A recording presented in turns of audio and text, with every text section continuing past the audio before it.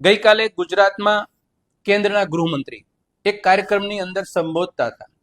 એમાં એને કોંગ્રેસને આડે હાથે લીધી, રાહુલ ગાંધીની મજાક મસ્કરી પણ કરી અને એવી વાત કરી દીધી કે 7 જન્મ સુધી પણ એમનો કંઈ મેળ પડે એમ નથી.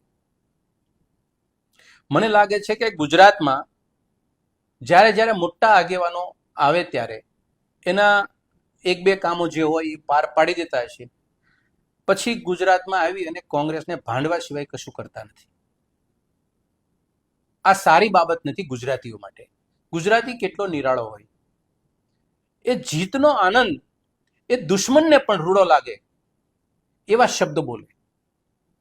વિકૃત માનસિકતાથી બહાર કાઢી અને પોતાના કબીલાને, પોતાના માણસોને એની વચ્ચે આવી બેહુદી વાતો કરીને તાળીઓ પડાવડે એવી, આ કોઈ બહાદુરીનું કામ છે? આ કોઈ હિંમતવાળું કામ કહેવાય?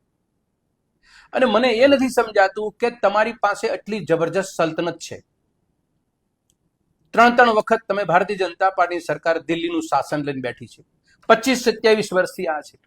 તમારે રાહુલ ગાંધીને કોંગ્રેસને યાદ કરવાની ક્યાં જરૂર પડે છે? શેના માટે વિકૃત આનંદ તમે બાટો છો અને વેચો છો? કોઈને કંઈક તકલીફ છે.